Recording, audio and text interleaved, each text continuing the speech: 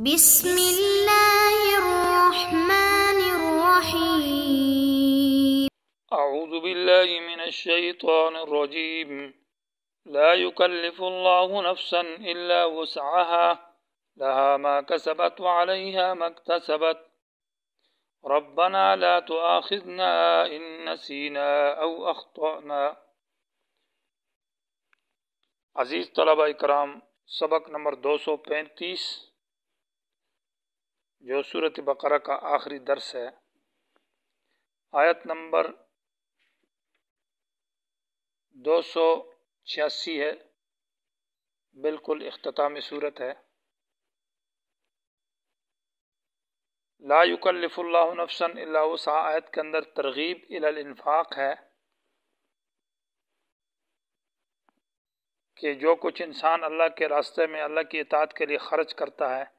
اس کی ترغیب بحسب طاقت، انسان کی طاقت اور توفیق کے مطابق اللہ کے راہ میں خرچ کرے۔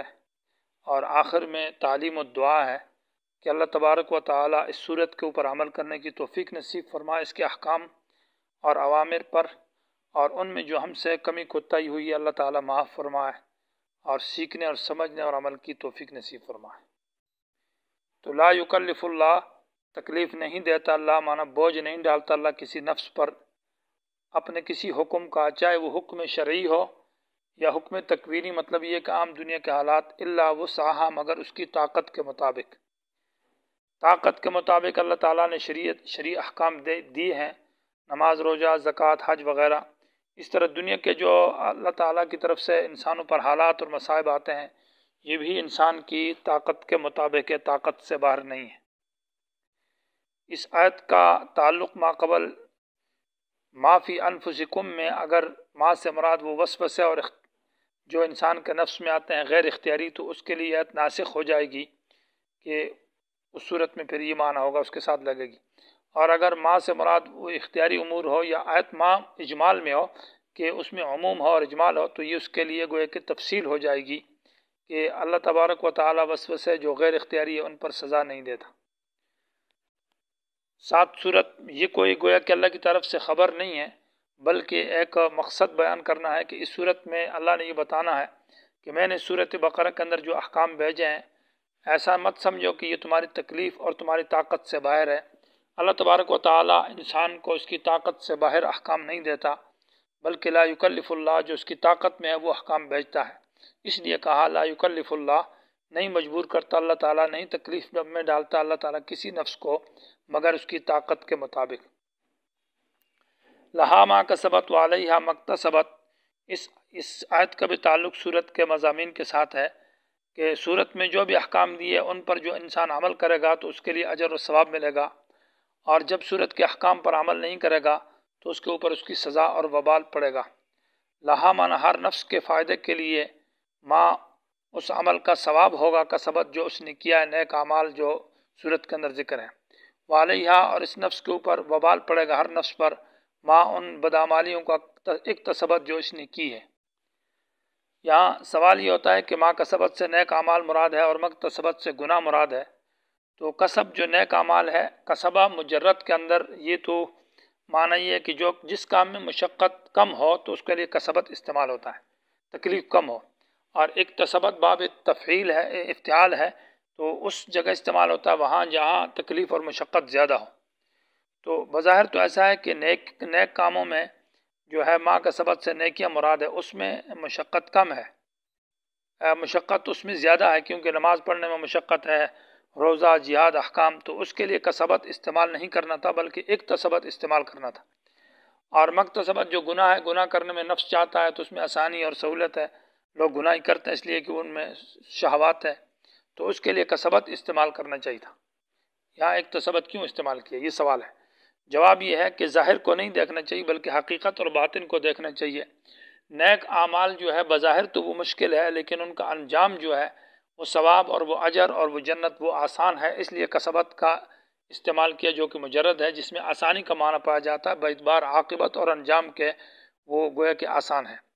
اور جو گناہ ہے وہ بظاہر تو اس میں آسانی اور سکون ہے، لیکن انجام کے اعتبار سے اس میں بڑی مشقت اور تکلیف ہے، اس لیے اکتسبت استعمال کیا ہے۔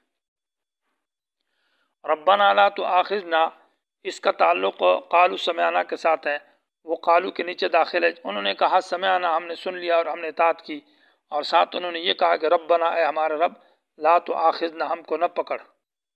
یا یہ ہے کہ سمعنا و اطعنا کے بعد یہاں پر یہ حال بنتا ہے قائلین سے، مانا جب انہوں نے سمعنا و اطعنا کہا قائلین، اس حال میں کہ وہ کہنے والے تھے کہ ہم بات سن لی اور ہم نے اطاعت کی ہے، لیکن اے ہمارے ربا لا تؤاخذنا، یعنی اس حالت میں انہوں نے یہ سمعنا و اطعنا کہا کہ وہ ساتھ یوں کہہ رہے تھے کہ اللہ ہمیں نہ پکڑنا، ان نسینا، اگر ہم بھول جائیں،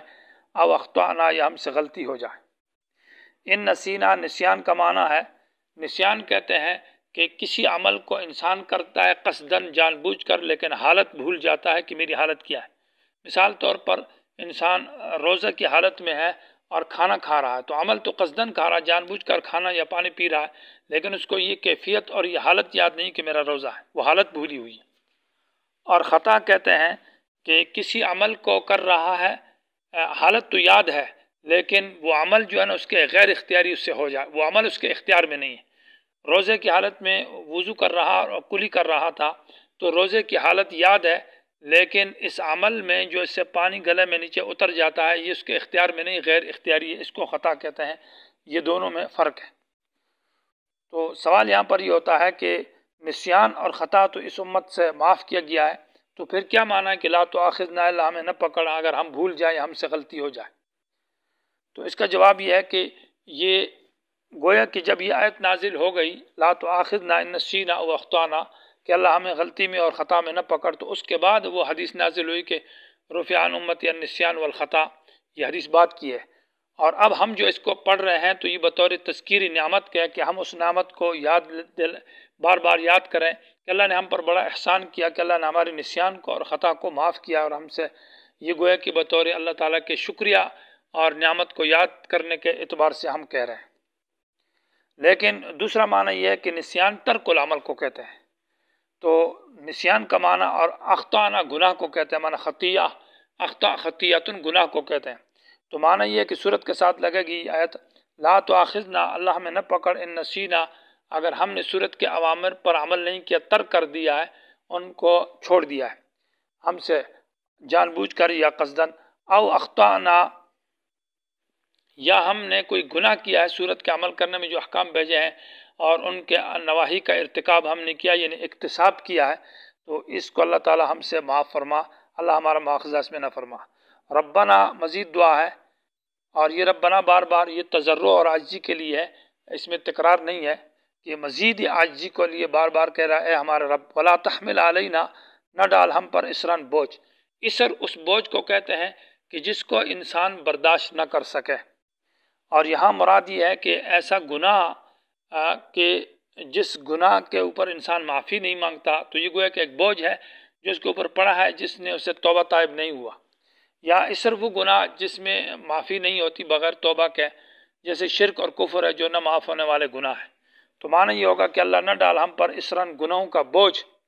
کما حملتہ، جیسے کہ یہ تو نے ڈالا تھا علی الذین، ان کافروں پر، من قبلنا، جو ہم سے پہلے تھے، بنی اسرائیل کے جو لوگ جنہوں نے جو شرک میں اور کفر میں مبتلا تھے، اور ان پر ایسے احکام بوجھ آئے کہ جب گناہ کرتا تھا تو دروازے پر لکھ دیا جاتا، سامنے لکھ دیا جاتا، اس کی توبہ قبول نہیں ہوتی، یہ شرک یا کفر کے گناہ میں مبتلا ہوئے۔ تو اللہ تعالیٰ یعنی ہم پر ایسی حالت نہ لا کہ ہم گناہوں سے توبہ نہ کریں، اور ایسے گناہوں میں اللہ تعالیٰ ہمیں نہ ڈال کہ وہ کفر اور شرک تک کے گناہ ہو اور جو معاف نہیں ہوتے۔ ربنا، اے ہمارے پروردگار، ولا تحملنا، نہ ڈال ہم پر مالا وہ مصائب اور وہ تکلیفیں، لا طاقت لنا، کہ ہم طاقت نہیں رکھتے، لنا ان کی بھی، یعنی ان کے برداشت کرنے کی۔ ما لا طاقت لنا سے وہ مصائب اور مشکلات ہے جو دین کے بارے میں اور جو دعوت میں انسان کو پیش آتی ہے، دین بیان کرنے میں اور دعوت بیان کرنے میں انسان کو جو تکلیف، جو مصائب، جو بیماریاں، جو دشمنوں کی طرف سے جو مشکلات آتی ہے، وہ مراد ہے۔ اور یہاں پر کہا لا تحملنا، تشدید کے ساتھ کہا ہے، اور پہلے لا تحملنا وہ تخفیف کے ساتھ مجرد ہے۔ حمل کے اندر جو مجرد ہے تخفیف آسانی ہے، اور تحمیل باب تفعیل کے اندر تشدید میں مشقت زیادہ ہے۔ تو گناہ کا جو بوجھ ہے اس کا بوجھ ذرا بنسبت اس کے کم ہے، کیونکہ دعوت کے اندر جو مصائب اور مشکلات آتے ہیں اس میں شدت زیادہ ہے، تکلیف زیادہ ہے، اس لیے لا تحملنا باب تفیل سے مشدد کہا ہے، اور گناہ کا جو بوجھ ہے وہ اس سے تھوڑا سا کم ہے، اس لیے اس میں لا تحمل کہا ہے، کیونکہ مصائب اور تکلیف انسان برداشت نہیں کر سکتا، دین کے بارے میں وہ بڑی مشکل ہے۔ واعف عنا واغفر لنا وارحمنا، بعض حضرات نے کہا کہ یہ پہلی آیتوں کی تفصیل ہے، واعف عنا یہ گویا کہ تشریح ہے ان نسینا واخطأنا کی، اور واغفر لنا یہ گویا کہ لا تحمل علینا اسرا کی تفصیل ہے، اور وارحمنا گویا کہ یہ تفسیر ہے لا تحملنا کی۔ لیکن صحیح قول یہ کہ یہ مستقل دعا ہے۔ جب انسان گناہ کرتا ہے تو گناہ کی صورت میں انسان کے تین حالتیں ہوتی ہیں، تین صورتیں ہوتی ہیں۔ ایک یہ کہ وہ گناہ اس آدمی فیما بینہ و بین اللہ، کہ اللہ اور اس کے درمیان میں وہ گناہ معاف ہو جائے اور اللہ اس کو رجسٹر سے مٹا دے کہ اس کے اللہ اس کو سزا نہیں دے گا۔ اور دوسری اس لیے اس کے بارے میں کہا کہ واعف عنا، اے اللہ ہم کو معاف کر، یعنی ہم سے اس گناہ کی سزا کو ہٹا دے، اپنے نامہ اعمال میں جو اللہ تو نے لکھا ہے ہمارا گناہ، تو اللہ تعالی ہمارے اس گناہ کو مٹا دے، اس کی ہمیں سزا نہ دے دے۔ اور واغفر لنا کا معنی یہ ہوگا کہ پھر اس کی شرمندگی، انسان شرمندہ ہوتا ہے، ذلیل ہو جاتا ہے، اس کی بے حرمتی، بے عزتی ہو جاتی ہے لوگوں کے سامنے، تو اس بارے میں کہا واغفر لنا، اے اللہ ہمارے گناہوں پہ پردہ ڈال، ہمیں لوگوں کے سامنے ذلیل اور رسوا نہ کرنا کہ ہم لوگوں کے سامنے ذلیل اور رسوا ہو جائیں۔ اللہ مخلوق کے سامنے انسان کو رسوا اور ذلیل کر دیتا ہے، تو غفران کہتے ہیں پردہ ڈالنے کو۔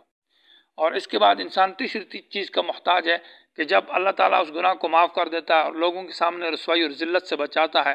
تو انسان محتاج ہے کہ اللہ تعالیٰ کی اس کی مزید آئندہ زندگی میں اس پر رحمت اور کرم ہو، تو اس لیے فرمایا ورحمنا، اے اللہ ہم پر آئندہ کے لیے رحمت کا معاملہ فرما، گناہوں سے بچائیے رکھیے اور نیکیوں کی توفیق دی، اللہ اپنی رحمت خاصہ کا معاملہ ہمارے ساتھ فرما۔ آخر میں جو دعا کی جا رہی ہے فانصرنا علی القوم الکافرین، یہ ایک اہم دعا ہے، اور اس دعا کے لیے پہلے ایک وسیلہ ذکر کیا جاتا ہے، تو دعا کی اہمیت کے لیے کہ انت مولانا، اے اللہ تو ہمارا مولا ہے، ہمارا مددگار ہے، تو ہمارا اختیار رکھنے والا ہے، تو ہمارا مالک ہے، تو ہماری مدد کرنے والا ہے، تو لہٰذا فانصرنا، ہم میں غلبہ دے دے، ہماری مدد کر، علی القوم الکافرین، اس قوم کے خلاف، الکافرین جو اس صورت کے مضمون سے انکار کرنے والے ہیں، جو اس صورت بقرہ سے انکار کرنے والے ہیں، اس صورت کے ساتھ مقابلہ کرنے والے ہیں، اے اللہ ان کے مقابلے میں ہماری مدد عطا فرما۔ اللہ تعالی ہماری اس دعا کو قبول فرمائے، اور اللہ تعالی ہمیں صورت پہ عمل کی توفیق نصیب فرمائے، اس کو سمجھنے کی، اس کو سیکھنے کی، اس پر عمل کی۔ وما علینا الا